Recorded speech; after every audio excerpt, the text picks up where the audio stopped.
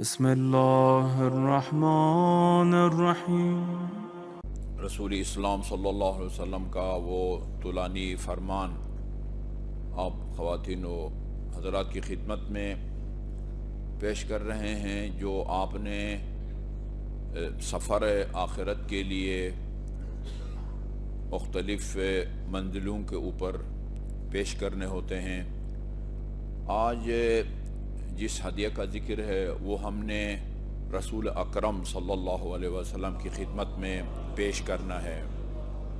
ہدیۃ النبی، ہدیۃ النبی، ان حضرت کی خدمت میں جو ہم نے 4 ہدیے پیش کرنے ہیں، وہ ان کی فہرست آج بتا دیتا ہوں، البتہ مختصر وضاحت پھر انشاءاللہ آئندہ خطبوں میں۔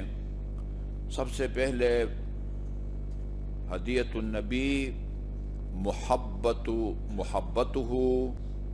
و محبت اہل بیتہ، رسول سے محبت اور اہل بیت سے محبت پہلی چیز، اور دوسری چیز والاقتداء بسنتہ، سنت پیغمبر پر عمل پیرا ہونا، تیسری چیز حفظ اللسان عن الفحشاء، رسول سے محبت، اہل بیت رسول سے محبت، سنت نبی پر عمل پیرا ہونا، اور حفظ اللسان عن الفحشاء، زبان کو فحش گوئی سے بچانا، فحش گوئی سے بچانا۔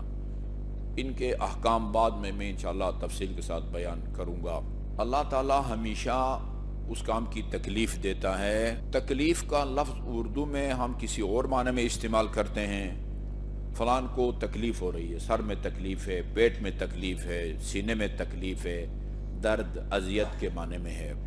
فقہ کی زبان میں تکلیف، خدا اپنے بندوں کو تکلیف دیتا ہے، بالغ لڑکا لڑکی عقل مند قادر ہو ان کو تکلیف دیتا ہے، یعنی ان کو ذمہ داریاں سونپتا ہے۔ خدا نے ہمیں نماز کی تکلیف دی ہے، فلان کام کو ترک کرنے کی تکلیف دی ہے، یعنی ذمہ داریاں سونپنا، واجب کو واجب قرار دینا، حرام کو حرام قرار دینا، اور ان کے مقابلے میں جواب طلبی، اس کو تکلیف کہتے ہیں۔ تکلیف کی بنیادی شرائط 4 ہیں۔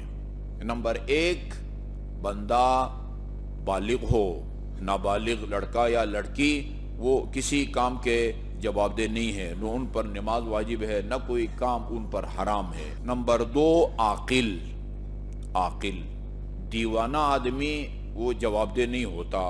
دیوانہ آدمی اگر وہ پتھر اٹھا کے کسی کی گاڑی کا شیشہ توڑے وہ جواب دہ نہیں ہے۔ اب ہو سکتا ہے اگر اس کو صحیح کنٹرول نہ کیا ہو، ماں باپ کو پتہ ہو کہ یہ اس طرح کی حرکتیں کرتا ہے اور اس کو قابو نہ کریں، شاید اس کے ماں باپ ذمہ دار ہوں، شاید اس کے ماں باپ ذمہ دار ہوں، لیکن یہ خود مرفوع القلم ہے۔ مرفوع القلم کا مطلب کیا ہوتا ہے؟ جواب دہ نہیں ہے، یعنی فرشتوں نے قلم اٹھایا ہوا ہے، یعنی اس کے برائیوں کو نہیں لکھتے۔ مرفوع القلم کا مطلب یہ ہوتا ہے بندے کو بالغ ہونا چاہیے، لڑکا ہے تو 15 سال مکمل چاند کے حساب سے 16واں داخل ہوا ہو، یا غسل جنابت اس پر واجب ہوا ہو، یا زیر ناپ بال نکل آئے ہوں۔ یہ بار بار میں عرض کر رہا ہوں، عمر کا حساب کتاب رکھتے ہیں مومنین، لیکن یہ جو 2 علامتیں مزید بتائی ہیں ان کی طرف کوئی متوجہ نہیں ہوتا، جبکہ ابھی اس کے 15 سال مکمل نہیں ہوتے چاند کے حساب سے۔ باقی ان 2 علامتوں کی وجہ سے بچے، اکثر بچے آج کل خصوصاً انتہائی اخلاق سوز قسم کے پروگرام موبائل اور ٹی وی پر دیکھنے کے نتیجے میں 13 سال کی عمر میں بچے جو ہیں وہ بالغ ہو جاتے ہیں۔ لہذا توجہ رکھیں، پوچھتے رہیں بچوں کو کہ بھئی یہ ان 3 علامتوں میں سے کوئی علامت اگر ظاہر ہے، نماز واجب ہے، روزہ واجب ہے، باقی واجبات ہیں، حرام کام حرام ہو جاتے ہیں۔ عاقل ہو اور بالغ ہو، عقل مند ہو، قادر قدرت بھی رکھتا ہو، جو کام میرے اور آپ کے بس میں نہیں ہے اللہ اس کی تکلیف نہیں دیتا۔ جو آدمی روزہ نہیں رکھ سکتا، زیادہ بوڑھا ہے، بوڑھی ہے، شوگر کا مریض ہے، ہارٹ کا مریض ہے، اللہ تعالیٰ اسے فرماتا ہے تجھ پر روزہ واجب نہیں ہے، تم نے مد دینا ہے، یعنی فی روزہ 750 گرام آٹا دینا ہے، ایک مہینے کا 22.5 کلو آٹا بنتا ہے، مد جسے کہتے ہیں مد۔ اچھا جی، قادر ہونا چاہیے، عالم ہونا چاہیے، جس تک پیغام نہیں پہنچا یہ کسی عمل کے واجب ہونے کا، اس پر وہ اعمال واجب نہیں ہوتا۔ جہالت کی وجہ سے اگر کوئی حرام کا مرتکب ہو یا واجب ترک کرے تو وہ جواب دہ نہیں ہے۔ البتہ یہ نقطہ بڑا حساس ہے، متوجہ ہوں۔ جاہل دو قسم کا ہوتا ہے، ایک جاہل قاصر ہوتا ہے، اس تک پیغام نہیں پہنچا، کسی عالم دین تک اس کی رسائی نہیں تھی جس کی وجہ سے وہ جاہل رہ گیا، یہ جاہل قاصر ہے، اس کا عذر قابل قبول ہے۔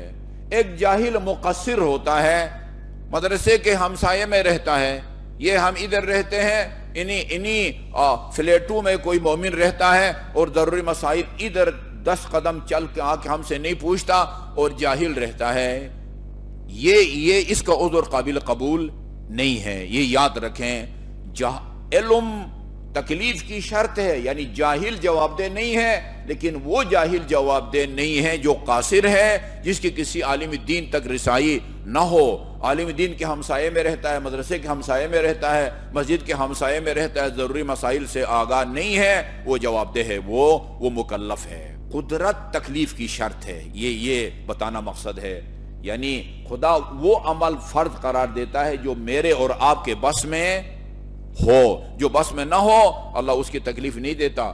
جو کھڑے ہو کے نماز نہیں پڑھ سکتا، یا اس لیے کہ کمر میں تکلیف ہے یا اس لیے کہ گھٹنوں میں تکلیف ہے، اسے کہتا ہے بیٹھ کے پڑھو، بیٹھ کے بھی نہیں پڑھ سکتے ہو، دائیں بائیں پشت کے بل لیٹ کے پڑھو۔ اللہ تعالیٰ نے اس آیے کریمہ میں، جو آیے مودت کے نام سے مشہور ہے، اور یہ حدیث، اس میں رسول کی محبت اور رسول کے اہل بیت کی محبت کو فرض قرار دیا گیا ہے۔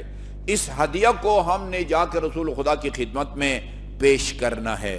یہ سوال یہ پیدا ہوتا ہے، مجالس میں تو یہ نقطہ میں عرض کرتا رہا ہوں، کسی سے محبت کرنا یا کسی سے نفرت کرنا یہ آپ کے اختیار میں ہے، آپ کے بس میں ہے۔ وہ ایک مصرع ہے نا، محبت کی نہیں جاتی، ہو جاتی ہے، کا مطلب یہ کہ میرے بس میں نہیں ہے۔ جدھر محبت کا کوئی سبب ہو ادھر خود بخود محبت جنم لیتی ہے۔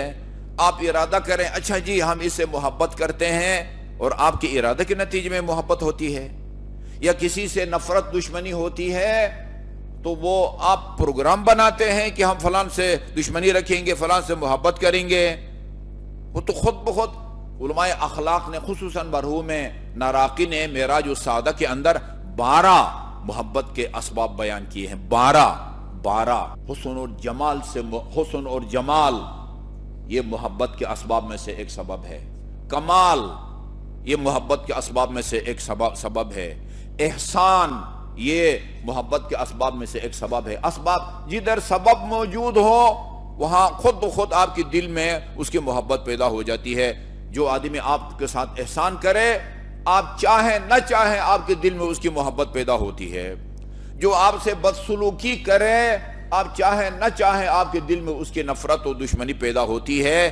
یہ محبت اور دشمنی یہ ایسے کام نہیں ہے کہ وہ آپ ارادہ کریں، پروگرام کریں، منصوبہ بندی کریں، ٹائم فکس کریں اور اس وقت انجام دے دیں۔ جیسے یہ نماز کے لیے آپ تشریف لائے ہیں، اپنے ارادے سے آئے ہیں، آپ کے بس میں ہیں، ارادہ نہ کرتے تو نہ آتے، ارادہ کر لیا، گاڑی میں بیٹھ گئے، یا اگر قریب ہے تو پیدل چلے اور یہاں پر پہنچائے۔ محبت اور دشمنی ایسی چیز نہیں ہے، خود بخود ہو جاتی ہے۔ جو چیز بندہ کے بس میں نہیں ہے، اللہ اس کا حکم کیوں دے رہا ہے اور کس طرح دے رہا ہے، یہ تو دیکھا جائے گا۔